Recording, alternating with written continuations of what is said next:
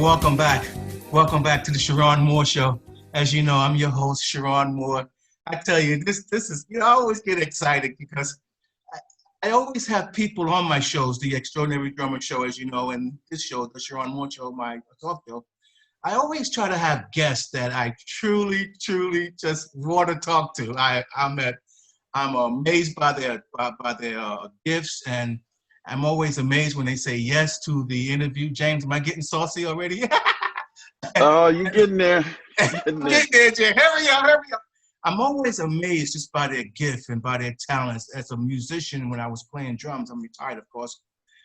This is one of the guys that I tell you I really wanted to play with. Boy, he's just the epitome of cool. We all call him, let me get it right here, Big Game James. His credit includes just the who's who of players from Casey and JoJo, Al Woodson, The Emotions, After Seven, Bill Withers. We're going to talk about Sam Moore, Nige, so much TV and recording studio work. Would you help me welcome to the Cheron Moore Show today? Bassist, Oh, yeah. James Manning. Hey, James. Hey, Cheron, what's up? Hey, Radio Land, TV Land, and all that good stuff. How everybody doing? This is me.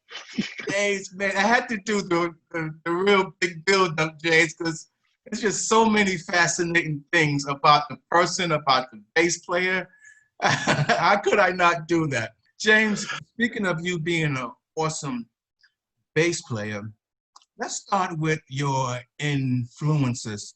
I read somewhere that you were mostly influenced by James Jamerson, the great bass player from Motown. Yeah, James Jamerson is a big influence on my development of playing. Matter of fact, I didn't know who he was until I moved to LA from Toledo, Ohio. This was back in 1984, I believe. And, where I'm from, Toledo, Ohio, we listened to Motown all the time. It was a station called CKLW out of Windsor, Canada, though, but they served the Midwest, and they usually play all the hits, and one of them was a company Motown, and I hear the bass player. When I hear the bass player, I like, it's just one of those things when you hear the bass player. But the deal is, I didn't even know his name. I didn't know none of the guys that played in the band. It's a trip, And when I moved out here to Burbank, let's say LA, that's the time when I found out through a friend of mine named Reggie Dozier that, did all the, did a lot of recording for Motown and a whole lot of other people. And that's how I found out it was Jamerson. So he was like Pops, and I didn't even know his name. Yeah. What did Marshall, from the bass player from the Ohio Players, how was he an influence on you? Well, he was a big influence on me as well too. Marshall Rock Jones, they call him. I call him Bedrock because he grooves all the time. He grooves with with the drums. He's that kind of cat, solid, rock solid. That's why they call him Rock, And I was listening to Ohio Players back in like '68. Then, when Pain came out, the song called Pain is actually a protest. Right, it's actually a protest song. I got all this pain in my heart back in 70, 71. Blew my mind, man. After that, it's one of those things that changed my life. Tell me about coming out of Toledo, Ohio. When did you first realize you wanted to play bass? And do you remember when you got your first bass guitar? I got my I got my first bass guitar. Matter of fact, I had to work for it. It's a 75 Fender Jazz. And I worked at this Chinese restaurant on the weekends, saving up my money. But actually, before that, I had a one-string bass that a guy gave to me for some lunch tickets. I had some lunch tickets. I paid him, what, $8 in lunch tickets, and he gave me the bass. And after that, I put two strings on it. Start playing with two strings. Then a year later, start playing with three strings. Then, and I stuck with the three strings for about 4 or 5 years. Next thing you know, I got the G string. But, then a year or two later after that, I got a real bass, a Fender Jazz bass, and I worked for that. Paid like, how much? Like $375 for it. Brand new. Yeah. How did you go about start playing around town? Well, I have a band, named a person named Jimmy Ellis, one of my best friends. He played drums, so he'd come and pick me up, and we go, to his school where he was learning how to play rudiments on his drums. So I joined him, but I didn't actually go to school. I just did a couple of jams with him. Next thing you know, I'm end up playing in the band. We all had a band together called Westbound Extension Band. And that's how we started. We started in the basement, man, and kept practicing. Do you remember what was your first big gig, that not the big gig that got you in the big time, but your first big gig that got you going, so to speak, coming out of the local stuff? Yeah, I was playing at this club, you like a club band. Next thing you know, we had a show opening up for the New Bird. And that was my first big, taste of hitting the big stage, and I was just a young kid, what, 16 years old? So, and that was at the Toledo Sports Arena Annex. That was my big gig in Toledo. And that wasn't a shot in my arm though to move to California. What was the who was it that found you around town and got you to making a name for yourself that moved you towards the big time? Quite a few people. My brother was very known in the music in Toledo. His name is C.J. Manning, and he plays saxophone. And we played together a lot. Matter of fact, he played sometimes in the same band I played in. The band he was in, I was thinking about, was Mixed Company that he played with. And they, kind of see me play, and they saw I was a little hot shot bass player, so they, they didn't use me or nothing because they already have a bass player named Junior Springs that was playing, Then you have, that kind of situation. But mainly my brother, in word of mouth and people seeing me out playing with other people, in the band I played with. I want to ask you this one, and then I want to get you talking about some bass stuff itself. But where do you get that coolness from, James? Where does that coolness and that laid back and just that? Where's that stuff come from, James? Nobody has it like you. Right now, you got me nervous on this interview. No, I'm good, man. And you got me nervous too. I mean, I'm talking to Chase Manny here. No, there's no coolness about it. It's just, my regular self, people like, are you sleepy? Are you high? I'm like, no, I look like this all the time. But I'm good. But what is that? Most bass players are either really aggressive, not playing, but just the amino, their vibe. But you're just laid back, cool, in the cut. Was there someone you saw?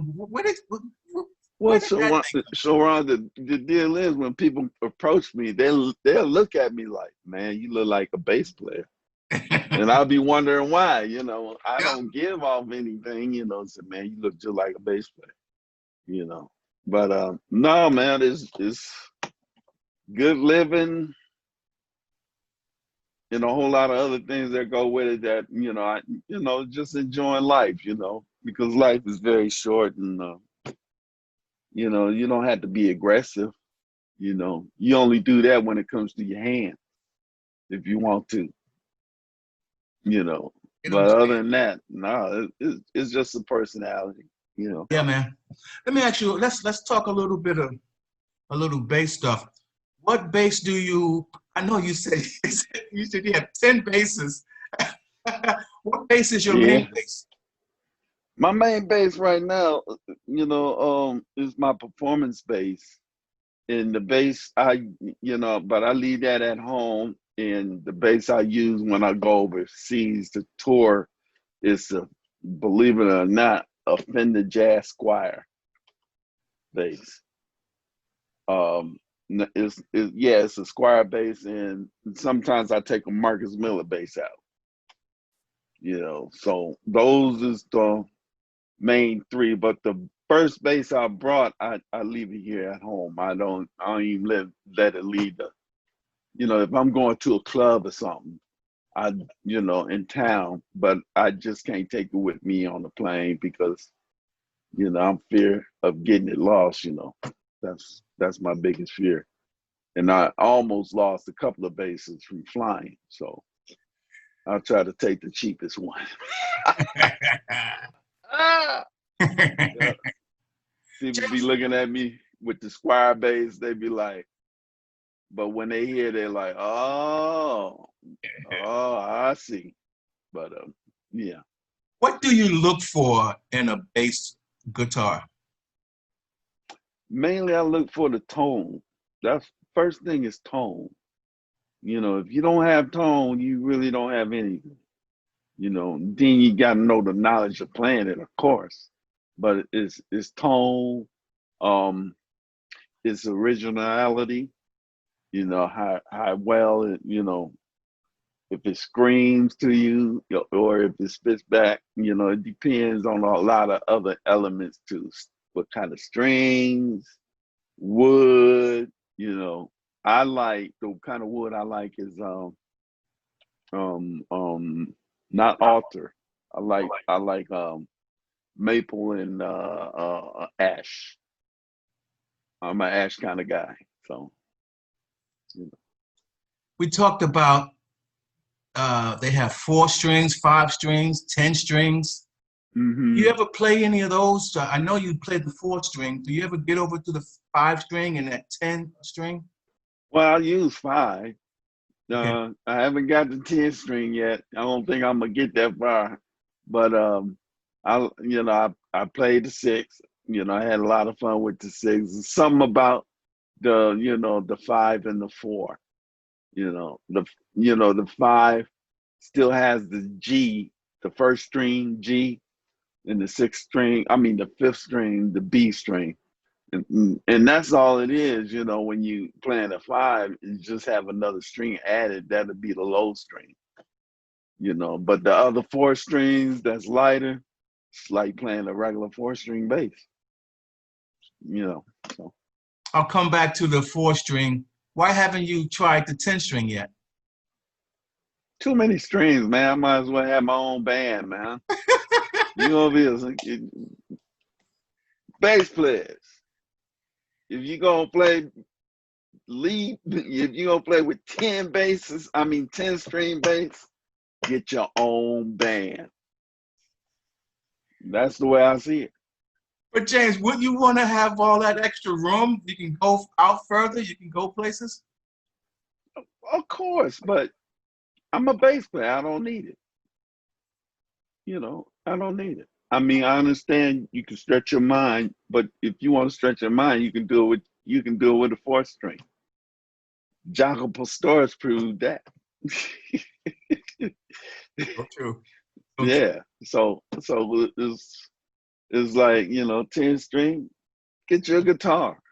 That's what you want to do. Play guitar. You know. What do you do on a 4-string to expand yourself? What is it that you do on a 4-string to expand?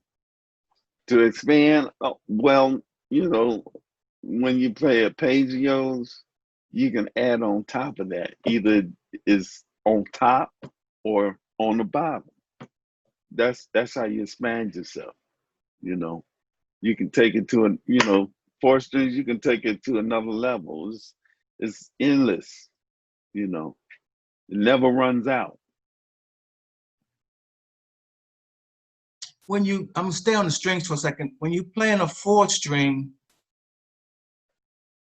do you ever run out? Do you ever feel like I wish I had a little bit more room, or what is it that you do to expand? If you have a 4-string and you feel as though you're gonna run out, as far as the basement, because you don't go in the basement.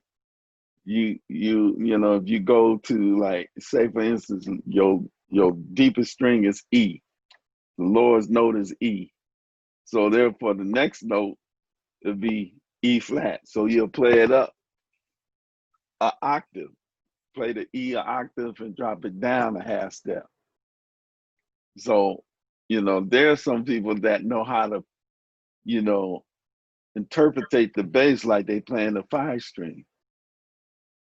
That's the thing.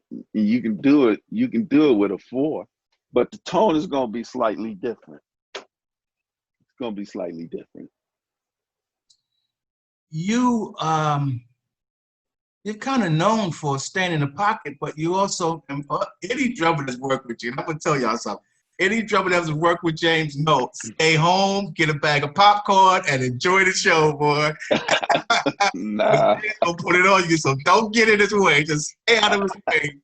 Go over there, just, like playing one of those Luther Vandross songs. They were so slow, you could hit the downbeat, go to the bathroom, come back, you still don't want. And speaking of the style you play, you're known for a fat pocket, but you're known for running too. How do you run as much and still stay in that still stay in that pocket? Well, it's all arpeggios, I learned this from Billy. He said all notes are good notes. Everything is good notes. It's where you put the notes. It's how you come out of it, and I asked, Billy Preston about that, and that's what he told me. But staying in the pocket and playing all those notes, all it is just, I'm just playing arpeggios that goes with the chords, and just play with strength and stay out the way of, other people. James Manning on the bass.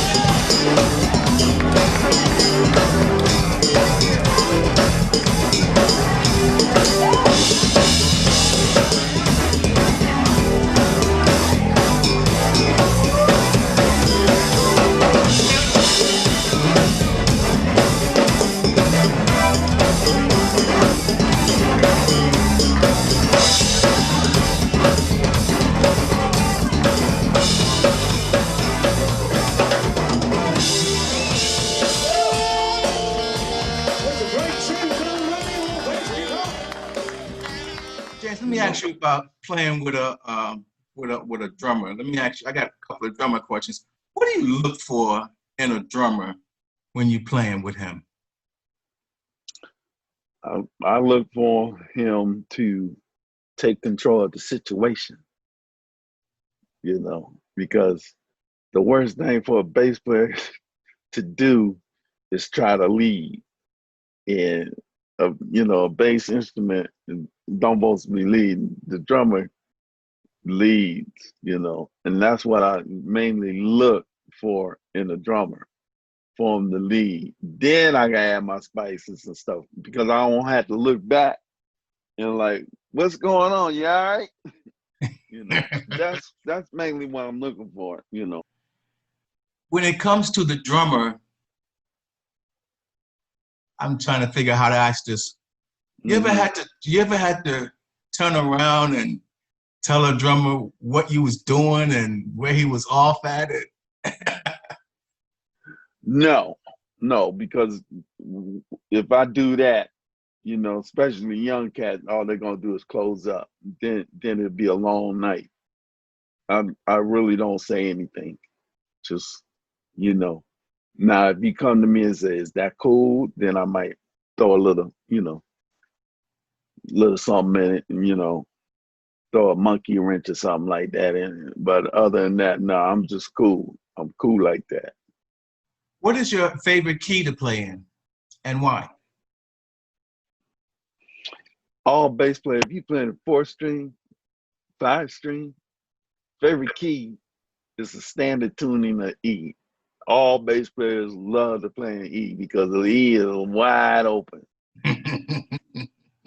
Actually, E, for me, it'll be E, A, D, and G, because all those is open strings. You can do a whole lot, open strings. I like to play in C too, mostly all the notes, I like to learn, if I learn a song, I try to learn it in all keys. That's the thing. Learning the song and learning in all keys, or have the knowledge to know it in all keys. I wanted to put this question up earlier, but I'll ask it so that I can get it in. What do you do when you break a string on stage? You keep going, man. But the cool thing about it, though, more so bass, when you break a string, it deviates from tuning a lot. Now, if you break a string on a lead guitar, the tuning might jump in between notes. Like sometimes it goes down a half step. So a guitar player got to rearrange his whole thing because all the strings, depending on what string, they tuning usually drops. But a bass player, if I break a E string, I just keep going until the set is over with, or until somebody give me another bass with some strings on it. Do you ever play the upright, James? Yeah. You play upright? I haven't played one in years though. Last time I played the upright was with Natalie Cole when I was out with her. That was fun. I had a 5-string electric upright. That was cool. I enjoyed playing with her. I miss her too. Yeah. Speaking of Natalie Cole, let's talk about your credits. Chaka Khan, you mentioned Billy Preston, Ja Rule, Allie Wilson, Emotions, After 7, and I'm sure I'm missing Sam Moore. What was it like working with Sam Moore? Oh, Sam Moore was a riot, man. Sam Moore is like, cornbread, and we had so much fun together. We was out for a month, Billy Preston, Sam Moore. We did Italy. This was back in, I want to say 80, 87 or 80, 89. Between those years, we was out there, and Sam Moore he was crazy. He told me a lot of stories where I can't, I swear. Come on, tell us one. I can't do it. I just joking. I just can't. Yeah, I can't do it though. But Nah, he's a very nice guy. We had a lot of fun. We, you know, and talking about singing every night, he used to bring it every night. He used to bring it every night. I saw in your credits, you played in the theme song for the Bernie Mac show. Is that right? Is that you? Yeah, yeah, that Oh was me. yeah! For the first, I think was for the first 4 years. You know, Wow. yeah, How yeah. did that That was, come about? oh, Stanley Smith, you know, great friend of mine, drummer friend. You know, we played with Shanice together. One day he gave me a call, like, man, I got this pilot. You know, he wouldn't tell me the name. So I got this pilot getting ready to happen, and we need, you know, I need a bass player. So, you know, I went to the studio. I think it was somewhere in North Hollywood, and I laid the track down. You know, a few hits. You know, it was very short, and that was it. Next thing you know, later on, I start hearing Bernie Mac. You know. Yeah. Did Bootsy have any influence? Oh, big influence, big influence. Bootsy is one of my funk heroes, you know, along with Sly Stone and all those guys, you know, Marcus, I don't even have to say his name. I just say his first name, Marcus. Everybody know who I'm talking about. Yeah. Larry, Oh yeah. those guys. Nathan, Hmm. yeah. So yeah. What are you doing in endorsements and things? Any companies, anything out there? I don't have no company endorsements, only but one. That's SIT Strings, and I've been with them for about 18 years. In closing, and thank you so much. What advice would you give to the up and comer bassist trying to get traction in this business, and the guys that are trying to get to the next level with their bass guitar there? What advice would you leave for them? My advice is to keep practicing and find new things to develop your style, your own style, and you can get everybody else's style to incorporate with yours though, but mainly you got to stand out. What else? Watch what you say, because the world, music business world is a very small world, and the best thing you can do is just do your job, play the part, stay out the way of vocals. That's another thing too. When a singer is singing, give the singer respect, or whoever soloing, give them respect. Stay out the way. And that's pretty much it, and keep it simple. It's just like who said a quote, Sugarfoot, simplicity is the greatest design, unquote. James, thank you so much for being on the Cheron Moore Show. All right, Cheron, thank you. It's a I really pleasure appreciate you it. I've having been me trying here. to do this interview for a long time. Ah, man. Cool, man. I like what you're doing, man. It's a good thing, man. You're looking out for, looking out for the musicians, and and it's a good thing, man. And I know everybody appreciates you. I appreciate you, having me here. It's an honor, man. Do your show. Took a long time though. But yeah. James, will you help me wave goodbye to all the audience? So long. All right. Good. Thank you, brother. I'll talk to you soon. Right. All right. Bye Peace now. out. All right. Bye-bye. Get the bad stuff out though. I promise I won't leave it in. Okay. Love you, man. Cool. All right. Love you too. Peace, man.